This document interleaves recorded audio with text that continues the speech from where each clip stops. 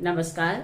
सर्वप्रथम मैं सभी बहनों को हरितालिका तीज की बहुत बहुत बधाई एवं शुभकामनाएं देती हूँ। हरितालिका तीज भगवान भोलेनाथ और जगत माता पार्वती के पुनर्मिलन के रूप में मनाते हैं।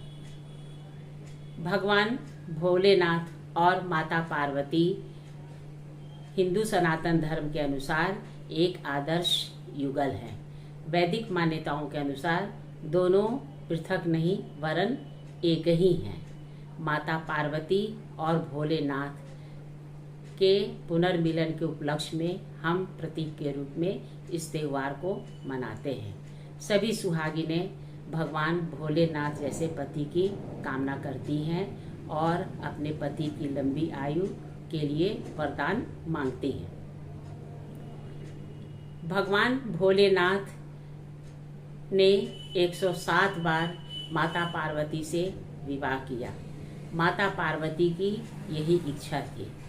अंत में 108वें बार जब माता पार्वती के रूप में उन्होंने जन्म लिया तो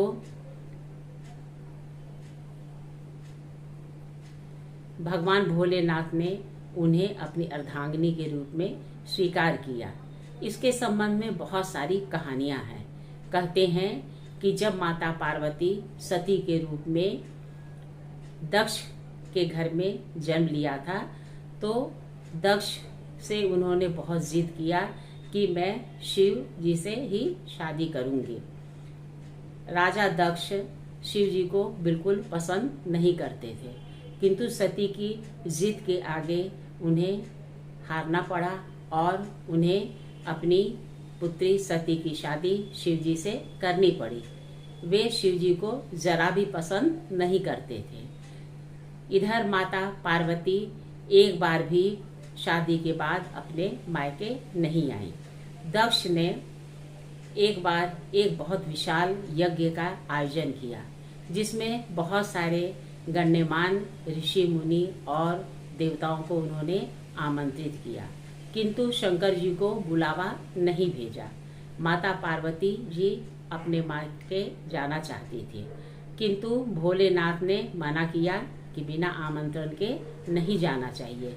किंतु माता पार्वती नहीं मानी और वे हट करके अकेली ही अपने मायके चली गईं। वे सीधे यज्ञ स्थल पर पहुंची। उन्होंने देखा कि सभी देवताओं के लिए आसन बिछा है, किंतु भगवान भोलेनाथ के लिए कहीं भी कोई आसन नहीं है। जब उन्होंने इस संबंध में अपने पिता से चर्चा की तो पिता ने उन्हें बहुत ही अपमानित किया। अपने अपमान से आहत होकर सती ने योग बल के द्वारा अग्नि प्रज्वलित किया और अपने को उसमें भस्म कर लिया। इधर शिव जी को जब सती के भस्म होने की सूचना मिली तो वे अत्यंत क्रोध में भर उठे। वे सीधे यज्ञ स्थल में पहुंचे और शोकाकुल होकर सती की देह को अपने गोद में उठाकर नृत्य करना प्रारंभ कर दिया। सती जी की देह कई स्थानों पर गिर गई। उनके अंग जहां जहां गिरे वहां वहां शक्तिपीठ की स्थापना हुई।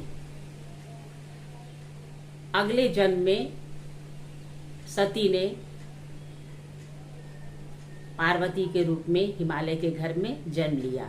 वे बचपन से ही शिव जी को अपने पति के रूप में पाना चाहती थी। उन्होंने कठोर तपस्या करना प्रारंभ कर दिया। जब कठोर तपस्या करने लगी तो वे 12 वर्षों तक निराहार रही। न तो वे अन्न खाती थी और न ही कुछ भी पानी पीती थी। इससे माता और पिता दोनों ही बहुत चिंतित हो गए। नारद ने देखा कि पार्वती जी बहुत ही कठोर अनुष्ठान कर रही हैं और तप कर रही हैं, तो उन्होंने विष्णु भगवान से कहा कि पार्वती जी आपके लिए ही व्रत कर रही हैं, आप उनसे विवाह कर लें। विष्णु जी ने इसकी स्वीकृति दे दी। इधर नारद जी ने हिमालय से जाकर कहा कि विष्णु भगवान चाहते हैं कि पार्वती से उनका विवाह हो जाए, आप उनका विवाह विष्णु भगवान से कर दीजिए। उनके पिता भी तैयार हो गए।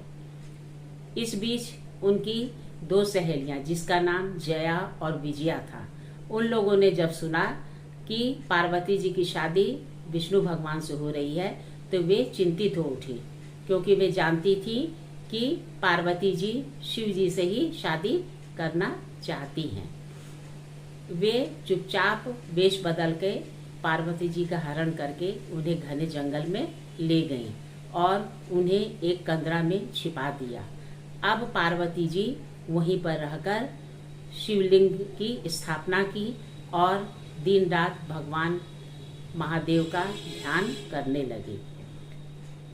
उन्होंने निर्जला व्रत रखा था और रात्रि जागरण भी किया था। अंत में उनकी पुकार पर भगवान शिव प्रकट हो गए और उन्होंने पार्वती से विवाह करने की अनुमति दे दी। इधर हिमालय ने अब अपनी पुत्री को नहीं पाया। उन्होंने सोचा कि भगवान विष्णु जब बारात लेके आएंगे तो क्या होगा। उन्होंने अपनी पुत्री को इधर उधर ढूंढना प्रारंभ कर दिया। ढूंढते ढूंढते जब वे जंगल की कंदरा में पहुंचे तो देखा पार्वती वहां पर भगवान का पूजन कर रही है। तो उन्होंने इस तरह घर छोड़कर आने का कारण पूछा। इस पर पार्वती जी ने कहा कि मैं शिव जी के साथ ही शादी करना चाहती हूँ, आप कृपया मेरी शादी उनसे कर दें। हिमालय राजी हो गए और उन्हें अपने साथ ले आए। भगवान शिव जी के साथ उनकी शादी बड़े धूमधाम से कर दी।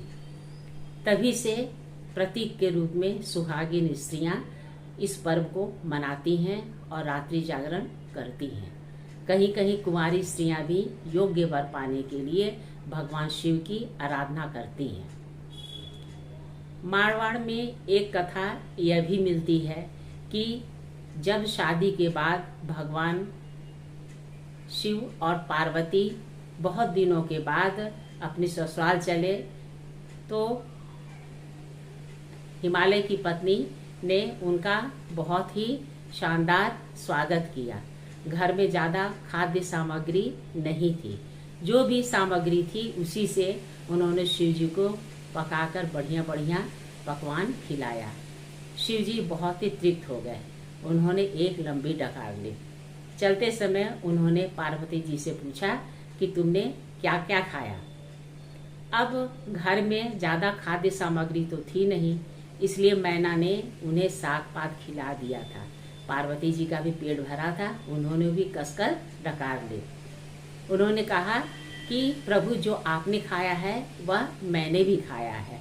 इस पर शिव जी ने अपने तीसरे नेत्र को खोला और पार्वती जी के उदर में पड़े साग पात को देख लिया। तो उन्होंने कहा कि पार्वती जी आप मिथ्या कथन कर रही हैं, आपके पेट में तो सिर्फ साग पात ही भरा हुआ है। इस पर पार्वती जी ने थोड़ा कुपित होते हुए कहा कि प्रभु आज आपने मेरे उदर को देख लिया, अन्यथा आप कभी भी अपने तीसरे नेत्र को मत खोलिएगा। माँ पिता के पास ज़्यादा सामान नहीं था, जो भी उनसे बन पड़ा उन्होंने खिलाया, किंतु मैं मायके की इज्जत रखनी चाहती थी, इसीलिए मैंने इस बात को प्रकट नहीं किया। तो ऐसे हैं हमारे भोले भंडारी। आप सभी को एक बार पुनः तीज की बहुत बहुत बधाई एवं शुभकामनाएं।